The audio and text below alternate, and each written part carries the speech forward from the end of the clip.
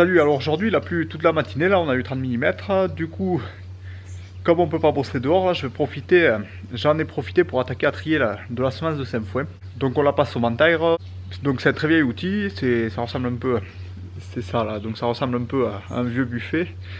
Mais en fait le boulot que ça fait, ça ressort vraiment la semence très très propre.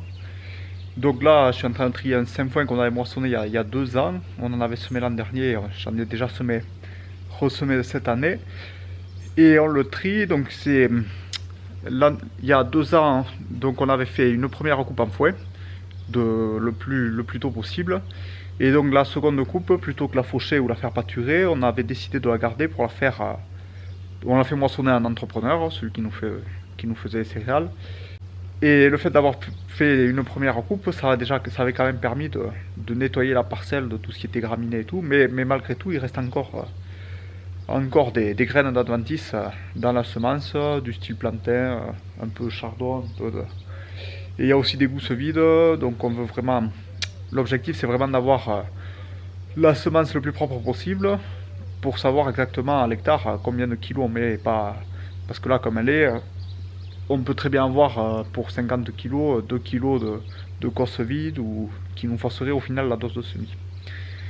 Et aussi, donc c'est pour avoir la parcelle, une fois que tout lève, éviter justement d'avoir du salissement qu'on aurait amené de l'extérieur sur la parcelle. Donc avoir la parcelle le plus propre possible. Donc voilà la semence pas triée, donc on peut voir, hein, ça c'est des graines de chardon bleu, donc c'est pas bien gênant.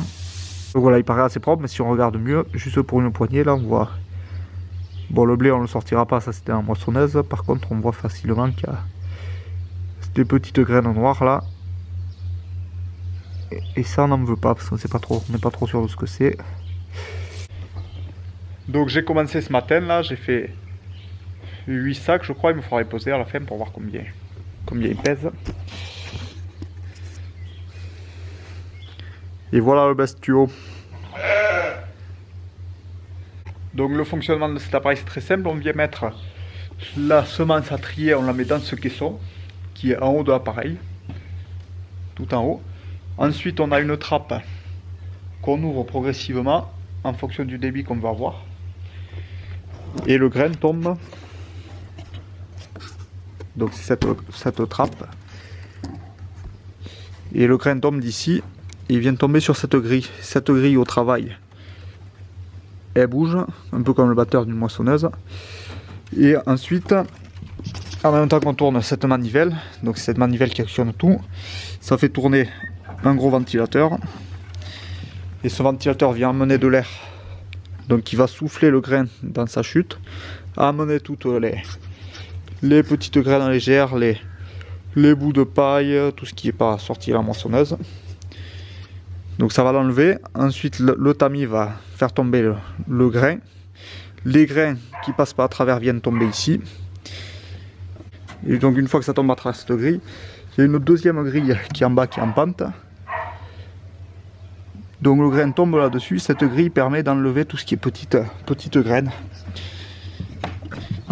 Et là on est dessous, donc voilà ce qui est passé. Voilà tout ce qui est passé à travers de cette grille. Donc on voit qu'il y a quelques graines de Saint-Fouin, mais ça c'est que il y a quelques trous dans la grille. Il me faudra essayer de le réparer, en hiver on a le temps. Et donc du coup, on met la semence en haut, on tourne la manivelle, le secoueur il est ici. Tout ce qui est léger, ça s'en va par là-bas. La semence qui passe, elle tombe à travers le secoueur. Et là, elle descend comme ça là, sur cette fameuse grille. Du coup, le vent souffle encore et permet aux petites graines de tomber dessous. Et le grain, lui, vient tomber en bas. Donc, je le récupère dans ce récipient. Et ensuite, mise en sac. Bon, ben allez, place à la démonstration.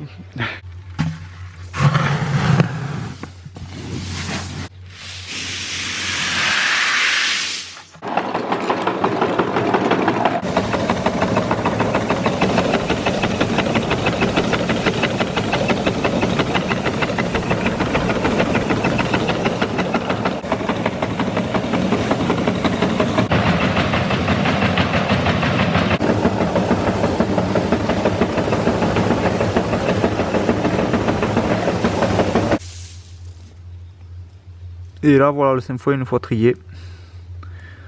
Donc il reste toujours quelques impuretés, mais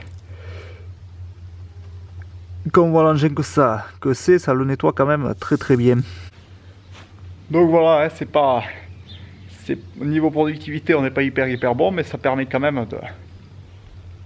de pouvoir trier nos propres semences quand on veut, quand on a un peu de temps, là on le fait. Comme aujourd'hui qu'il pleuvait, qu'on pouvait pas faire autre chose, ça c'était la journée parfaite. Donc c'est du temps y passer, mais enfin ça évite quand même d'acheter des semences du commerce qui coûtent très cher. Et puis nous en conditions sèches. Et nous en conditions sèches, donc les semis sont jamais, les levées sont jamais garanties, donc on essaye de pas mettre trop d'argent aux semis en cas de sécheresse pour pas perdre trop d'argent. Bon, ben si toi aussi tu veux acheter un Vantire, je vais te donner l'adresse. Hein.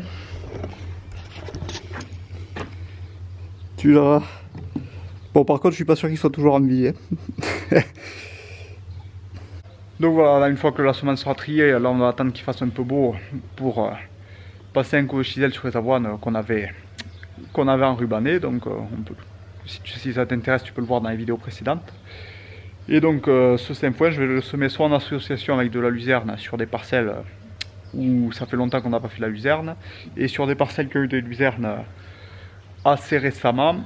Donc il n'y a pas eu encore de vide suffisant en nombre d'années entre deux luzernes pour refaire une luzerne. Donc sur cela, je vais semer un 5 foin pur. Et bien je te dis à une prochaine dans une autre vidéo. Allez, salut!